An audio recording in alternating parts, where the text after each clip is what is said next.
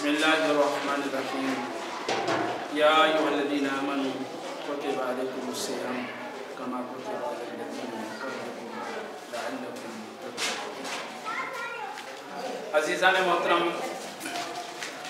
ماہ رمضان المبارک ابتدا ہو چکا ہے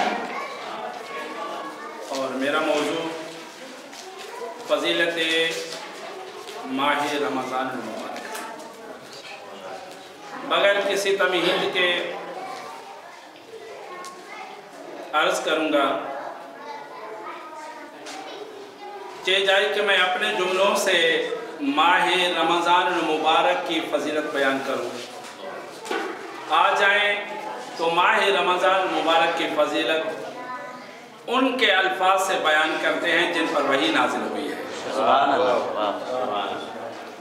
کون ہو سکتا ہے جو اس ماہ رمضان المبارک کی فضیلت کو بیان کرے سوائے اس کے کہ جس پر خود وحی نازل ہوئی ہے۔ اسی وجہ سے مومنین کرام، میں چاہتا ہوں کہ چند وہ جملات جو اس ماہ رمضان المبارک کی فضیلت کے متعلق جو خطبہ شعبانیہ معروف ہے، جو امام رضا علیہ السلام سے نقل ہوا اور امام علیہ السلام نے اپنے آواز سے اور انہوں نے حضرت امیر المومنین علیہ السلام سے اور مولا کائنات نے یہ خطبہ پاک پیغمبر صلی اللہ علیہ وآلہ وسلم سے نقل فرمایا۔ تو آ جائیں بغیر تمہید کے کہ اس خطبات میں جو پہلا جملہ فرمایا پاک پیغمبر نے، ایھا الناس انہو قد اقبل الیکم شہر اللہ بالبرکۃ والرحمۃ والمغفرہ۔ سبحان اللہ۔ اللہ اکبر۔ ابتدا میں ہی ایسے جملے فرمائے، اور کیسے نہ جملے ہوتے کیونکہ وحی کی لسان سے صادر ہو رہے تھے۔ جس پر قرآن نازل ہوا ہو تو وہی بیان کر سکتا ہے کہ ماہ رمضان المبارک کی فضیلت کیا ہے۔ اسی وجہ سے یہ جملے فرمائے، ایھا الناس انہو قد اقبل الیکم شہر اللہ بالبرکۃ والرحمۃ والمغفرہ۔ اے لوگو، تمہاری طرف اللہ کا مہینہ برکتوں کے ساتھ، رحمتوں کے ساتھ اور مغفرتوں کے ساتھ آ رہا ہے۔ اور ایسی اطلاع کہ دیکھیں بالرحمت کا تعلق کس کے ساتھ ہے، اس کا متعلق کون ہے؟ اقبل، فعل ماضی، لیکن یہاں کون سی معنی میں ہے؟ تحقیق میں جب استعمال ہو تو یہاں مستقبل کی معنی میں استعمال ہو رہا ہے۔ قد اقبل الیکم شہر اللہ، وہ اللہ کا مہینہ ہے۔ تو عزیزان گرامی، کیا دوسرے مہینے اللہ کے نہیں ہیں؟ کیا دوسرے مہینے اللہ کے نہیں ہیں؟ تو یہ پاک پیغمبر نے اس مہینے کو جب نسبت دی ہے کہ یہ اللہ کا مہینہ ہے، تو عزیزان گرامی میں ایک قرآن کی آیت سے استدلال کرنا چاہتا ہوں آپ کی خدمت میں۔ وہ یہ کہ دیکھیں کہ اللہ کا تعلق اپنے بندوں کے ساتھ کون سا تعلق ہے؟ معبودیت اور عبدیت والا تعلق ہے۔ توجہ کیجئے، یعنی وہ عبد خدا ہے۔ توجہ کیجئے گا، جب سارے عبد خدا ہیں، لیکن اگر قرآن میں یہ جملہ آئے سبحان الذی اسری بعبدہ لیلا من المسجد الحرام الی المسجد الاقصی، تو یہاں یہ جملہ سمجھ میں آ جاتا ہے کہ پاک ذات ہے وہ جس نے اپنے عبد کو سیر کروایا ہے۔ تو یہاں یہ نسبت دینا کہ عبد الہی، اور بعض روایات میں ملتا ہے کہ ایک پیغمبر جس کو اللہ نے فرمایا انہو عبدی، یہ میرا عبد ہے، اس کا یہ سنتے ہی روح پرواز ہو گیا خوشی میں کہ اللہ نے مجھے عبد کے ذریعے سے پکارا ہے، تو توجہ کیجئے گا کہ اللہ نے جب نسبت دی ہے تو وہ کتنی عظیم نسبت ہوگی۔ باقی بھی مہینے اللہ کے ہیں لیکن رمضان جیسا مہینہ کوئی نہیں ہے۔ یہ پاک پیغمبر، کیونکہ پاک پیغمبر کا ہے وَمَا يَنْطِقُ عَنِ الْهَوَىٰ إِنْ هُوَ إِلَّا وَحْيٌ يُوحَىٰ، وہ تو کلام ہی نہیں کرتا جب تک وحی خدا نازل، تو یہ نبی کی زبان سے صادر کروایا کہ یہ اللہ کا مہینہ ہے۔ جب اللہ کا مہینہ ہوگا تو تب ان وہ برکتیں بھی لے کے آئے گا، رحمتیں بھی لے کے آئے گا اور مغفرتیں بھی لے کے آئے گا۔ تو عزیزان گرامی یہ مہینہ ہے، اللہ کا مہینہ ہے۔ تو پھر اگلا جملہ فرمایا ہوا شہر هو عند اللہ افضل شہور، یہ تمام مہینوں سے افضل مہینہ ہے۔ میں جلدی گزر کے یہاں اپنے مقصود پر آؤں، جو جملات آپ کی خدمت میں عرض کرنا چاہتا ہوں۔ وَأَيَّامُهُ أَفْضَلُ الْأَيَّامِ، خبردار یہ تنبیہ ہے ایک لحاظ سے کہ باقی دنوں کو ان دنوں سے قیاس نہ کرنا۔ باقی دن اس ماہ رمضان المبارک کے دنوں کے برابر ہو ہی نہیں سکتے۔ مولا کیوں؟ اس وجہ سے انزل فیہ القرآن، یہ وہ مہینہ ہے، یہ وہ اس میں دن ہے جس میں قرآن نازل ہوا ہے۔ اور جس میں قرآن نازل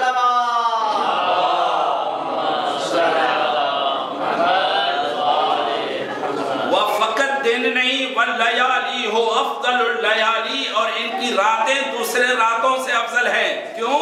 کیونکہ قرآن اسی راتوں میں نازل ہوا ہے، ان راتوں میں سے لیلۃ القدر ہے۔ وما ادراک ما لیلۃ القدر، آپ درک ہی نہیں کر سکتے کہ لیلۃ القدر کیا ہے۔ لیلۃ القدر خیر من الف شہر، ان میں سے 1000 مہینوں سے بہتر، اسی وجہ سے ان کی راتیں باقی راتوں سے افضل ہیں۔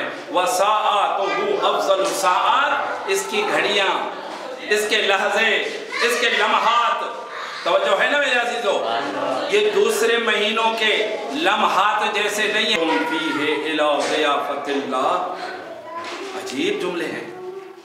ایسا مہینہ جس میں تم لوگوں کو اللہ کی ضیافت کی طرف دعوت دی جا رہی ہے۔ شاید یہ آپ سمجھ رہے ہیں کہ ضیافت کیا ہے، مہمان کون ہے اور میزبان کون ہے۔ توجہ ہے میرے عزیزو۔ اب یہاں میں ایک جملہ عرض کرتا ہوں، دیکھیں کہ کبھی کبھی مہمان بہت محترم ہوتا ہے تو میزبان کوشش کرتا ہے کہ مہمان کے احترام کے مطابق انتظام کرے، اور کبھی کبھی میزبان محترم ہوتا ہے، وہ کوشش کرتا ہے کہ میری میزبانی میں کمی نہ پیش آئے۔ تو اب دیکھیں میزبان کی بھی کوشش ہوتی ہے، مہمان کی بھی کوشش ہوتی ہے کہ میری شکایت میزبان کے ہاں نہ ہو۔ تو توجہ کیجئے گا، اب یہاں مہمان کون ہے اور میزبان؟ مہمان عبد خدا ہے، وہ جو لاچار ہے، بے بس ہے، اور جو میزبان ہے وہ کسی چیز کا محتاج نہیں۔ انہو علی کل شیء قدیر، ہر چیز پر قادر ہے، اس کے یہاں کوئی کمی نہیں، اس کے خزانوں میں کوئی کمی نہیں ہے۔ تو جب مہمان آئے گا تو وہ اپنے مطابق دے گا، نہ کہ مہمان کے مطابق دے گا۔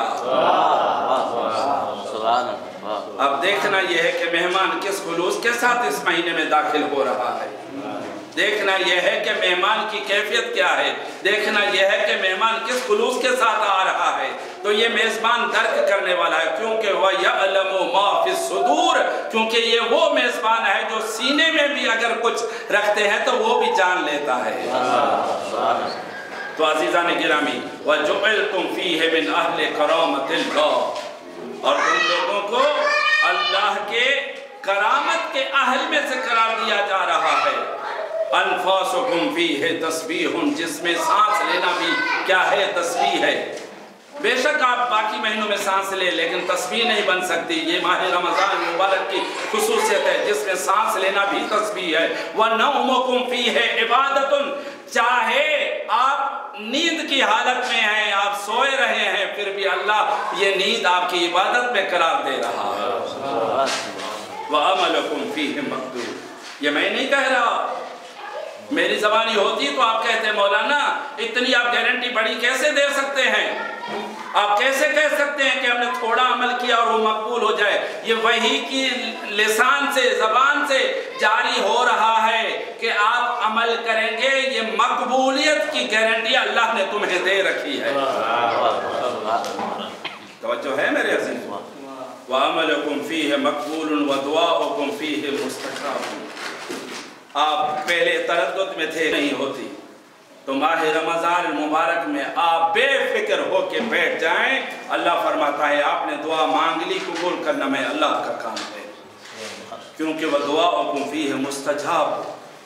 یہ دعا کیا ہے عزیزو؟ کبھی انشاءاللہ وقت رہا اور مجھے وقت نے یہ فرصت دی کہ آپ کے ہاں دعا کے موضوع پر میں عرض کروں گا کہ دعا ایسا ربط ہے اس معبود اور عبد کے درمیان میں۔ اے میرے محبوب، آپ سے سوال، وَإِذَا سَأَلَكَ عَنِّي عِبَادِي فَإِنِّي قَرِيبٌ، جب میرے بندے آپ سے پوچھیں، میرے متعلق سوال کریں کہ میں کہاں ہوں، تو کہہ دو نا کہ میں تمہارے قریب ہوں۔ اور قرب کا واحد ذریعہ کیا ہے؟ دعا ہے۔ یہ جیسے دعا افتتاح آپ مغربین کے بعد پڑھتے ہیں، دعا سحر پڑھتے ہیں، تو اس مہینے کے ذریعے سے قریب ہو جائے۔ اب دیکھنا یہ ہے کہ کون قریب ہو رہا ہے۔ اب کہیں گے کہ یہ قرب کے لیے کیوں اس مہینے میں پکارا گیا؟ تو کافی روایات ہیں، اس میں بڑے شیطان کو باندھ لیا گیا ہے، وہ قید کر دیا گیا ہے۔ اب وہ آپ کو پریشان نہیں کرے گا، اس کے چھاڑتے ممکن ہے پریشان کریں، لیکن اب وہ پریشان کرنے والا نہیں ہے۔ اب یہاں نفس کو تھوڑی سی وسعت ملی ہے کہ وہ اپنے آپ کو پہچانے اور اپنے رب کو پہچانے۔ یہ اس وسعت سے، اس فرصت سے فائدہ اٹھائے۔ جب تک یہ اس وسعت سے، اس سے فائدہ نہیں اٹھائے گا تو خدا کے قریب نہیں ہو سکتا میرے عزیز۔ تو یہ ماہ رمضان المبارک کوئی عام مہینہ نہیں ہے۔ تو آگے جملے فرمائے، وَدُعَاؤُكُمْ فِيهِ مُسْتَجَابٌ فَاسْأَلُوا اللَّهَ رَبَّكُمْ بِنِيَّةٍ صَادِقَةٍ۔ آپ اللہ سے مانگنا چاہتے ہیں لیکن نیت صادق ہونی چاہیے، سچی نیت کے ساتھ مانگیں۔ جو غلطیاں پہلے ہو گئی ہیں اب ان کو نہ دہرائیں، جو کوتاہیاں پہلے ہو گئی ہیں ان کی معذرت کر لیں۔ آ جائیں تو اس مہینے میں ہم اپنے رب سے معذرت کرتے ہیں۔ وَقُلُوبٍ طَاہِرَةٍ، صرف نیت صادقہ ضروری نہیں ہے، قلوب طاہر بھی ہونا چاہیے۔ قرآن نے فرمایا کہ جب تک قلوب طاہر نہیں ہوگا دعا قبول نہیں ہوتی۔ کہ جب قرآن نے یہ جملے فرمایا صُمٌّ بُکْمٌ عُمْیٌ فَہُمْ لَا یَرْجِعُونَ، یہ کیوں اندھے بہرے ہو گئے ہیں؟ اس کی وجہ کیا ہے؟ اندھے بھی ہیں، بہرے بھی ہیں، گونگے بھی ہیں، اس کی وجہ کیا ہے؟ فی قلوبہم زیغ، ان کے دلوں میں زنگ لگ چکے ہیں، ایسے زنگ لگ چکے ہیں یہ زنگ ختم ہونے والے نہیں ہیں۔ اسی وجہ سے فرمایا کہ کیا ہے؟ بے نیات صادقہ، یعنی خدا سے مانگے نیت صادق کے ذریعے سے، وقلوب طاہرہ، اور طاہر قلب کے ذریعے سے۔ جب انسان یہ آتا ہے تو قلب طاہر ہوتا ہے، لیکن یہ قلب طاہر کیوں نجس ہوا؟ اس کی وجہ کیا تھی؟ یہ مانوی گناہوں کی وجہ سے، غلاظات مانوی کی وجہ سے۔ جہاں جھوٹ نہیں بولنا چاہیے تھا وہاں جھوٹ بول لیا۔ آپ کو پتا ہے کہ کافی جگہوں پر تکیہ جائز ہے، اسی وجہ سے اس کی تعبیر کی گئی ہے۔ کذب، اس میں قباحت حقیقی نہیں ہے، قباحت ذاتی نہیں ہے۔ اگر کسی کی جان بچانا ہو تو وہاں اگر جھوٹ بولنے کی، اس کو جھوٹ نہیں کہا جاتا، اس وقت معیار حقیقت کہا جاتا ہے۔ کذب میں قبح ذاتی نہیں ہے۔ بہت لمبا خطبہ ہے، پورا تو میں نہیں عرض کر سکتا، تو عزیزان گرامی کچھ چند جملات آپ کی محترم وَاذْكُرُوا بِجُوعِكُمْ وَعَطْشِكُمْ فِيهِ جُوعِ يَوْمِ الْقِيَامَةِ وَعَطْشِكُمْ۔ اب یہاں سے پاک پیغمبر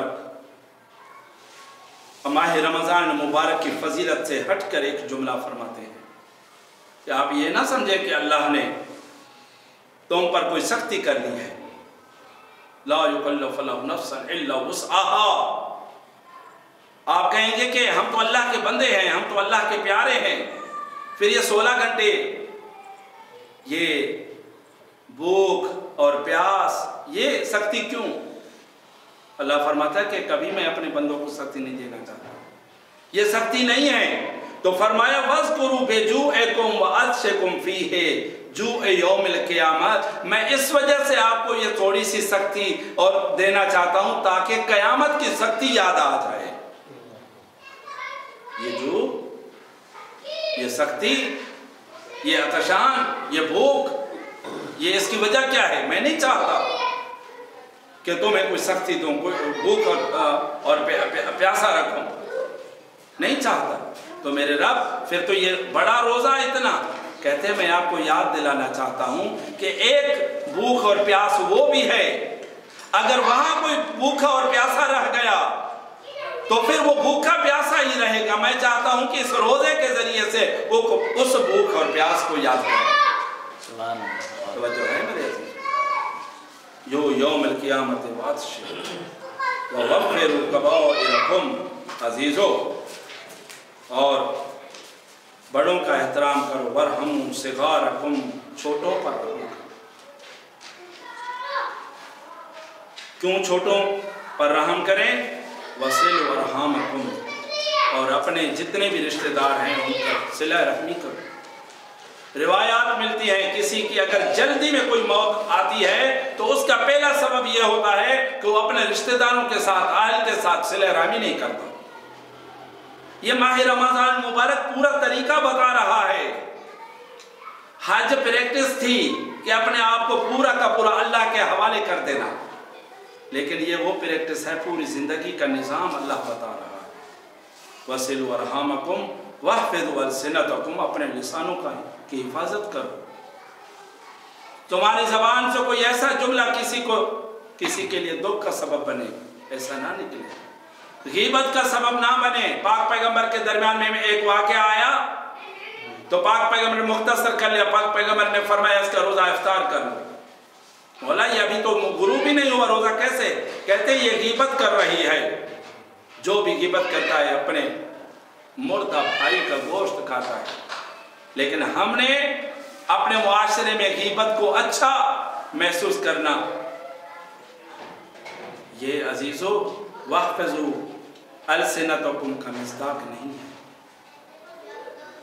نہ غیبت سنیں نہ غیبت کرنے دیں، لیکن ہمارے معاشرے میں غیبت کو رواج رسمی دی گئی ہے، جیسے عام بات ہو رہی ہے۔ یہ ماہ رمضان المبارک اسی سے تحفظ کا نام ہے عزیزو۔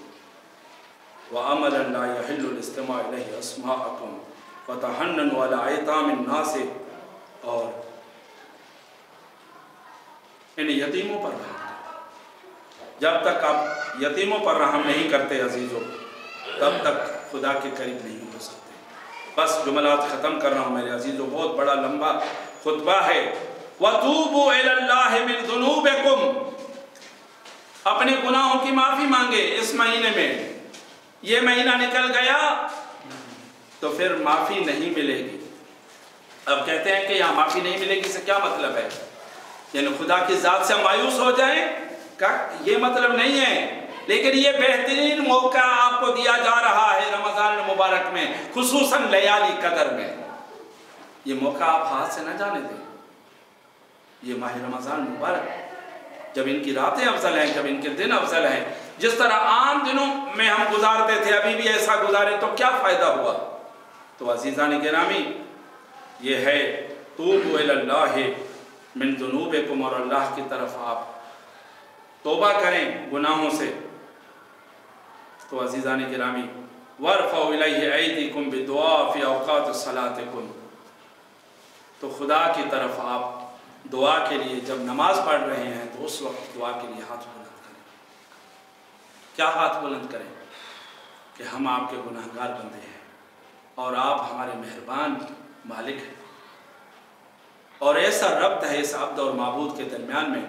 میرے عزیزو، خطبہ پورا نہیں کر سکتا، بس آخری جملات کے ساتھ اس خطبے کو مختصر اجمالاً توضیح جملات کے ساتھ انشاءاللہ اس کو بند کرتے ہیں، اور کبھی انشاءاللہ وقت رہا اور وقت نے یہ فرصت دی کہ اس خطبے کو انشاءاللہ تفصیلاً بیان کریں گے۔ ایک ایک جملہ توضیح للبیان ہے۔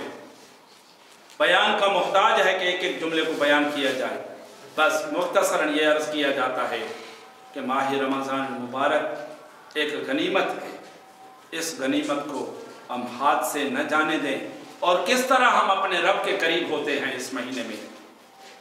قرآن کی تلاوت کریں، اور اسی خطبے کے مفہوم میں بیان ہوا ہے کہ مستحبات کو انجام دیں، تاکیبات کو انجام دیں، ان دعاؤں کو پڑھیں جو معصورات ہیں، خصوصاً دعائے افتتاح کا ذکر ہو، دعائے سحر ہو، دعائے حمزہ ابی ثمالی ہو، دعائے بہا جو سحر کے نام سے معروف ہے۔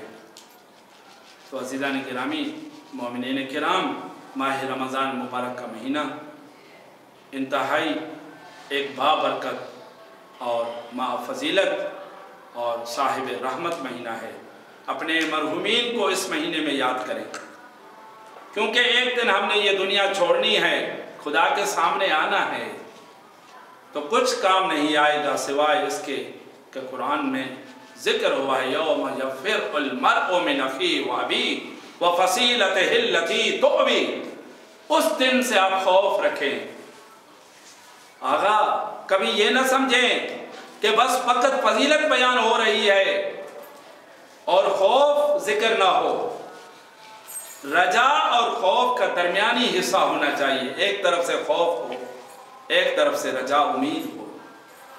یہ بھی صحیح نہیں ہے کہ فقط خوف دلا دیا جائے، خوف ہی خوف ہو کہ بندہ ڈر جائے، صرف امید ہی امید ہو کہ اسے گناہ نہ لگے، یہ بھی صحیح نہیں ہے، بلکہ درمیانی حد اوسط کو، یعنی ایک طرف سے رجا ہو، ایک طرف سے امید ہو، ایک طرف سے خوف ہو، ایک طرف سے رجا امید ہو۔